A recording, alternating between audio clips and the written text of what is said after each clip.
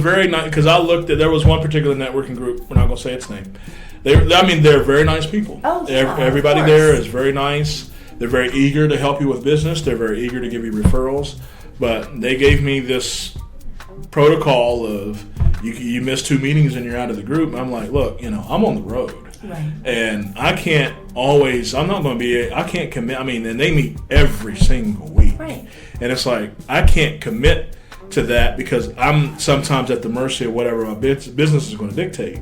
And if I miss 2, then I'm out. I was like, I don't need that. Right. So when I found RGA was like, no, you can miss, you can come, or you can come whenever you want, whenever you want. I love that non-pressure type of a you could say working relationship, right? But it works best if you do commit. Yes. And you go.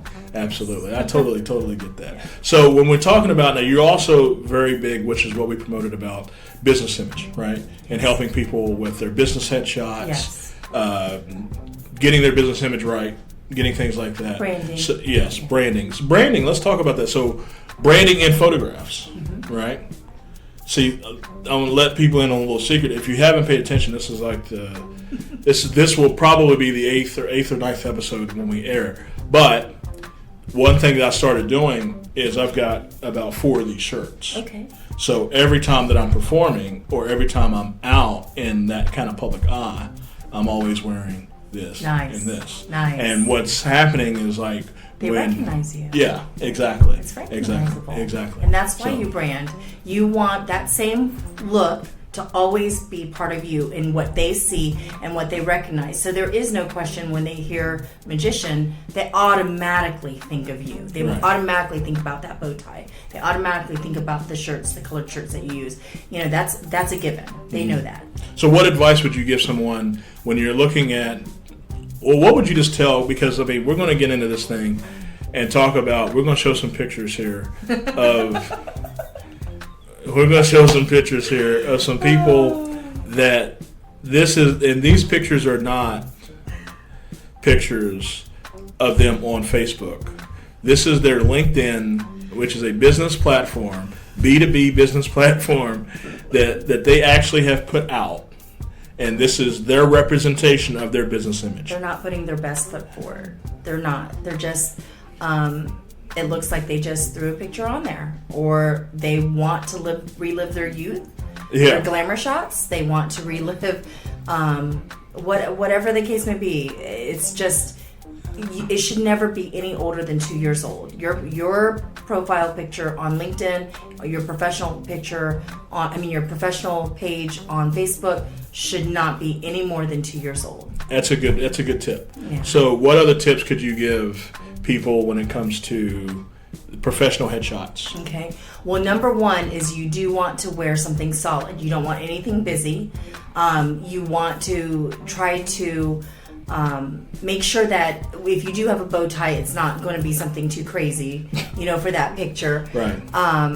You want it to be clean. You want everything about you, your face, the way you look, to be clean, not anything old or used or something that you've had for 20 years and you're trying to, like I said, relive your youth, which it doesn't work. It doesn't. People are not going to look at that and say, "Oh, wow." They're going to go, Where is he?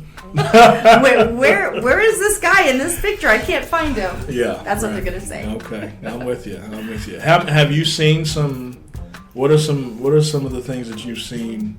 I've seen some selfies, which should never be on LinkedIn. Never. It's never a good idea. Never a good idea. A selfie should not be there. I've seen some glamour shots. Those are definitely outdated. They do not. Yes, your hair was beautiful. Yes, your makeup was gorgeous. But you can redo that. You can have an awesome artist do that now for you. Okay, that's funny. Yeah. I've seen the one where they're literally holding the camera, their cell phone, and they're standing in the mirror, and the cell phone's in the shot. Oh my goodness. right? I've not seen that, thank goodness. That's out there. Oh, and yeah. that's their LinkedIn picture. Wow. And they are serious. Wow. Yeah, we won't call anybody out, but that is their there's a friend in this RGA group, Bob, right? What's up with Bob's? There's a mullet picture that I have around. He had a mullet? Yes, with a suit though. He's wearing a suit. If you don't, we'll cut this in post. Bob is actually bald now. When did he have a mullet? I don't know how long the picture is, but he had a nice little mullet. And how long did he use that picture? I don't know. But it was still in rotation. The mullet. Yes. Are you serious? Oh my goodness. But I've updated it from now. If you look at his LinkedIn, if you look at anything, that's all updated. So let's go back to being in business. Let's talk to that mom. Okay. That is sitting on the couch and she's wanting to do something in business, but she's scared. What would you tell her? Okay. I would say it's not as expensive as you think it is to start a business. It's not as attainable that anyone can attain it. That if you put your heart, your soul, your mind to it, and if you have a support system, even if you are single, you can still do it. But I'm just saying, have that support system, whether it be your children, whether it be your mom, your spouse, whatever it is. But have that support system. And if you don't have that support system, go to networking. Go to something where you can get that. Because trying to do it on your own, it just doesn't work. And when you're competing, because when you do it alone, you're competing. In my mind, you're always competing with the next person. You're always judging your work to someone else's. But when you're doing it alongside of someone and you're talking with someone and you're living life with someone, I think that you realize that there's enough work for everyone when you're doing that. There's enough work for everyone in that anyone can do it. Like really, anyone can do it that works hard, and you can hire what you need done. Like I'm not good at accounting. I hire someone for that. There's someone that you can hire. Gotcha. Okay. So you talked about, and I wanted to really get into this because I want to empower the viewer.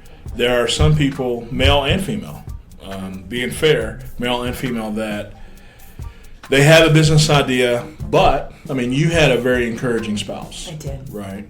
You were blessed in that aspect. Talk about what advice would you give, whether it be anybody, male, female, husband, wife, that's on the couch, they want to start that business, they don't have the support, or they have a negative Nelly that they're married to that's a stupid idea, don't do that. I was going to say the naysayers. You're wasting your time, just keep doing your job and just be happy, and why can't you what advice would you give that person, male or female? I would give a plan. I would put that plan in front of my spouse, and I would say, okay, it's very cost effective to start this business. I just need business cards, I just need an LLC, and I just need this. I'm going to get all three of these, and I'm going to invest in myself, and I'm going to get it. My goal is to make this much by this time. If I don't make it, then we'll agree that it isn't working. We'll agree. But if I do, you're going to support me wholeheartedly. I want you to support me all the way through. That's what I would do, because I wouldn't let anyone, I love my husband, and if he didn't support me, it would be hard. So I'm not, again, if someone has a naysayer, even a parent, whatever, someone in their ear telling them they can't do it, it would be difficult. But if you know in your heart that you can do this, and you know that this is what you were called to do, then at that point, if your husband, and I'm not saying that they don't love you, but I'm just saying if they love you enough to hear that you're willing to try and not just push everything into it, like you're not going to put $20,000 into it, but you're going to, let me start the business as minimal as possible. Give me this goal of 5 years, 2 years, 3 years, and then if it doesn't work, then we'll redo it at that point. And I think it's fair. That's more than fair. Yeah. You'll know. I'm going to say you know in a year. Well, you don't, because I've doubled every year. So it's really not fair to say that, because but that's what I'm saying. You're going to have to put a goal that's fair for both of you. You definitely don't put a goal of $30,000 in an industry that that someone that's been in it for 10 years doesn't make 30,000. Don't do that. Yeah. Do your research. Talk to other bakers, photographers, hairstylists. Ask them what their average was when they began. Don't just throw out a number. You know, do your research and show them that you did your research. Show them that, you know, have a portfolio, a plan, because when they see your heart, if you truly feel like that's your gift and your calling, when you show them that you put that effort into, and you're not just saying, oh, you're not going to support me. Oh, you're never, you know, when you say things like that, then that's what's going to happen. Right. But if you say, this is my heart, honey, this is what I want, this is what I need to do, and say it, it's what I need to do for myself. If I don't do this, I will not feel like I'm at my full potential. You know. Gotcha. What now? Somebody, because I'm just going to, you know, thinking about that person sitting here and they're saying, okay, Arlene, that's a great idea. I love it. What would you tell them to give them the courage to even take that step of putting a plan together? I mean, maybe they're being met with so much negative, or they're so discouraged, but they still have this thing in them that's saying, you know, we can do that. We can go start a house cleaning business, or we can start a hair salon or something. Right. You know, how would you tell them to get the courage to even start to approach the conversation? Well, I think what I would do, and again, I'm not positive because I know how it is to have those naysayers, but I think it's safety in numbers. Like, go to those hairstylists, go wherever it is, go to 5 of them, and really sit down and talk with them, each one-on-one. Get to know what exactly they did to do their steps, so you have knowledge on what it is and know how hard it might be. Tell them, I don't want the fluff answers. Yeah. I want it all. I want the nasty, the good, the bad, and then go to each one, because the more you get, I think knowledge is power. The more you have knowledge and understanding of the industry that you're wanting to do, I think you can walk into it with a better...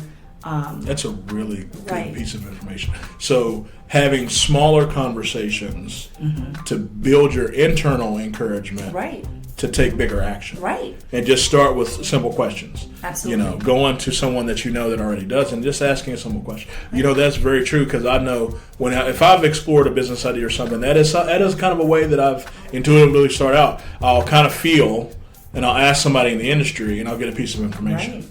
Okay. Now, granted, I'm a risk taker, so you know, maybe I'm looking for a reason maybe I'm looking for an excuse to take a risk, right. You know. But that's very good to start with small conversations and gradually let the encouragement build up to say, okay, I have enough information to say this is exactly what I'm going to do. Right. Yeah, that makes all the sense in the world. Let's talk really quick. Looking at yourself and how you represent your business, right? Right. I asked you, what is it that makes you, because I mean, there are a lot of people out there saying that they're photographers, right? Yes. Would you agree with that? Yes, definitely. There's a lot of people that say they're photographers. So what are the 3 things or some things that makes, you know, Captured by Arlene different?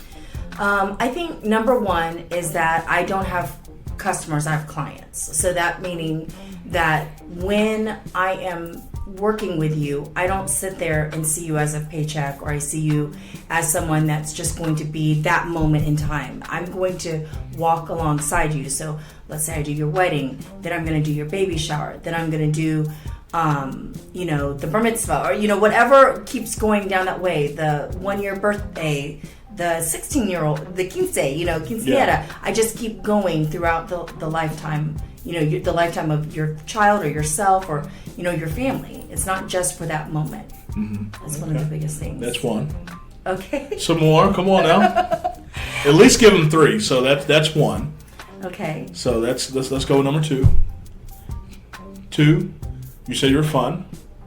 Okay. I look at each shoot as an opportunity to have fun. I don't look at it as just going in front of my camera, let's get this pose, let's get this pose, let's get this pose. Time and time again, I've had husbands, come back and go, oh my gosh, that was so much more fun. They're apprehensive before they meet me, and then at the end of it, they're like, Wow, that was actually a lot of fun. Yeah. I can't believe that. So you touched on something, which is we were going to get into 3 tips that you would give just a general person when it comes to photographs. So we'll start off with that.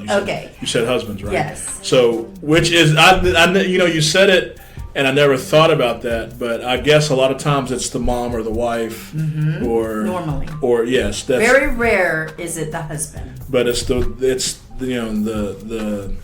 what's the political way to say that? We don't want no emails.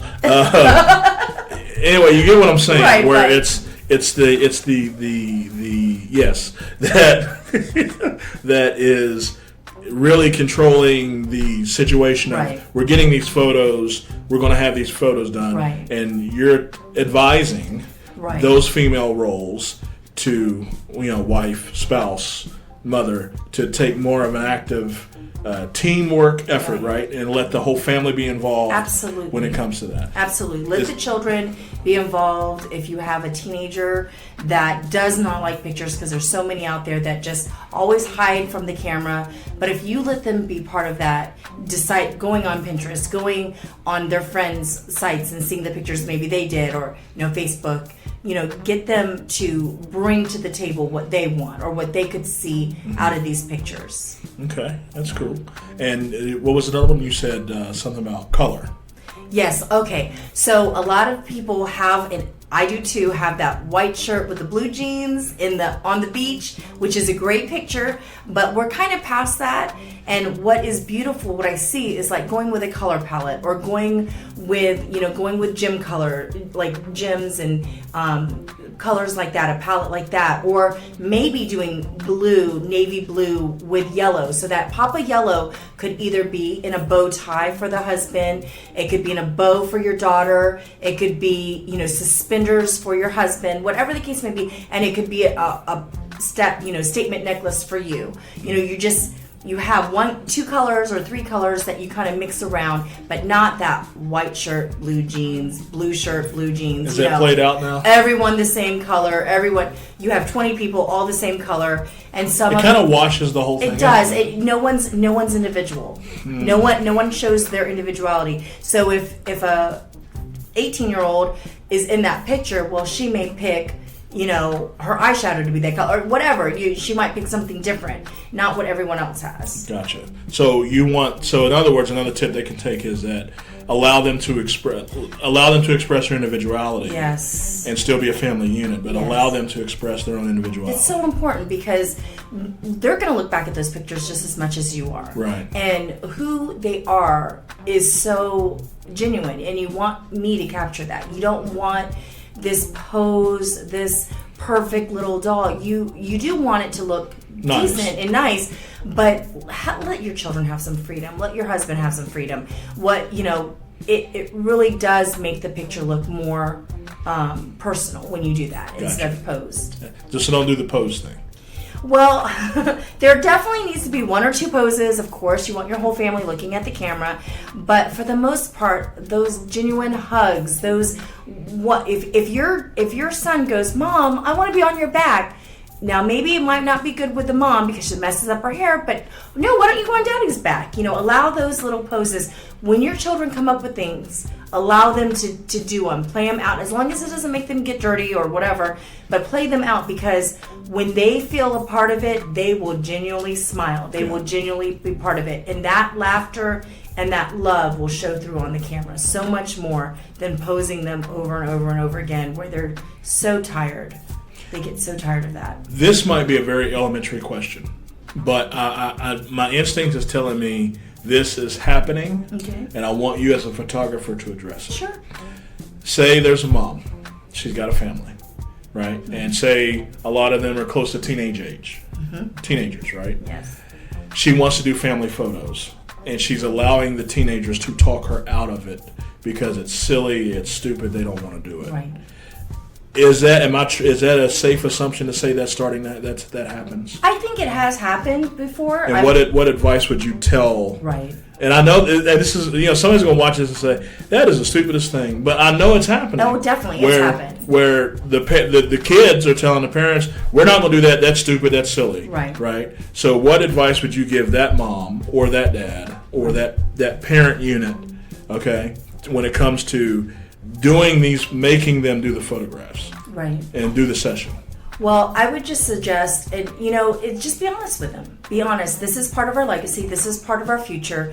Your future self is going to want to look at these pictures. Your future self is going to want to show your grandchildren, your children, my grandchildren. You just be honest with them. And, if you're the parent, be a parent. Tell them they're going to do it, because you don't want to have that picture on the wall. And I've heard, now if they're off to college, that's understandable. But many times I've heard my daughter didn't want to do it. I cringe at that. How can you allow them to dictate your setting, your unit, your family unit? How can you? I would just say man up and say this is my legacy too, not just yours. And I want to have memories of it. Gotcha. Okay. Cool. I want to go back to something that you had briefly alluded to, and I just want to touch on it because I'm thinking about a lot of people that are dealing with it or have dealt with it. When you made your career path of saying, okay, I'm going to do this photography thing, and you mentioned the naysayers, right? Was your you want to call them out? We can call them out. No, you don't call them out? No, okay. never. Okay, all right. Never. Was your family, as in, your, not your husband, but your other family, your extended family, yes, were they supportive? Oh yes, they were supportive. So you've been doubly blessed. Well, I was very blessed. I mean, they were just concerned. Like, do you want to take a job? Are you sure you want to? There was concern, right? But there was definitely no negative talk or anything. There was concern. So, say there's a 16-year-old girl, right? She's watching this. She wants to be a photographer. Her family are naysayers and negative. Okay. You're going to go to school. You're going to be a lawyer or something, right? Okay. What advice would you give her or that young person that wants to do that business, or they have that business idea, and they're around family that's trying to talk them out of it? What advice would you give them?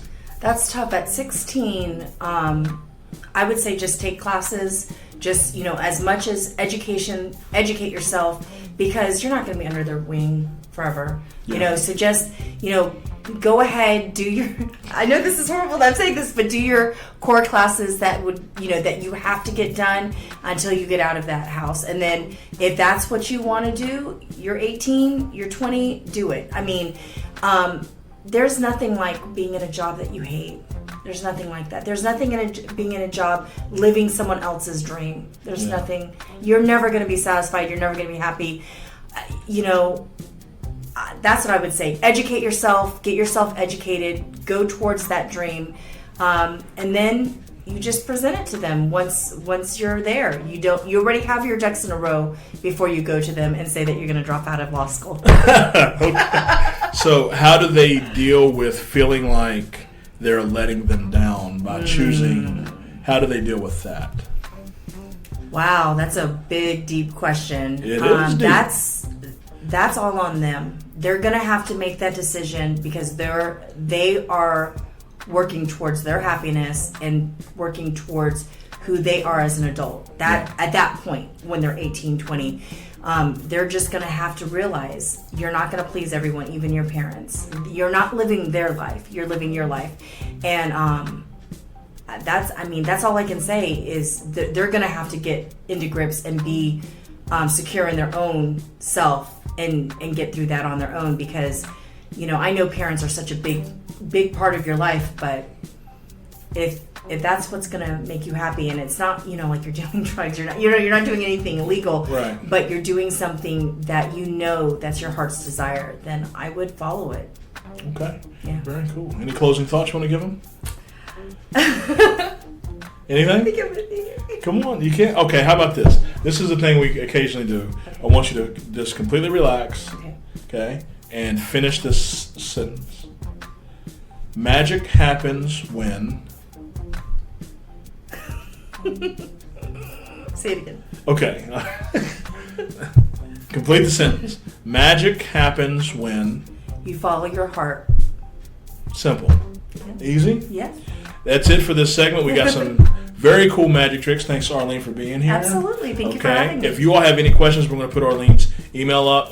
If you all have questions about photography, if you all have questions about maybe starting a photography business, she's agreed that she'll give you any kind of information that you need. Absolutely. She'll help you out. She'll point you in the right direction. If some of y'all still shooting on film, she'll tell you where to go and how you can get some of that done. Yes. But thank you for tuning in. Thanks, Arlene, for being here, and we will see you next time. Magic tricks coming up next. Thank you, guys. See you guys.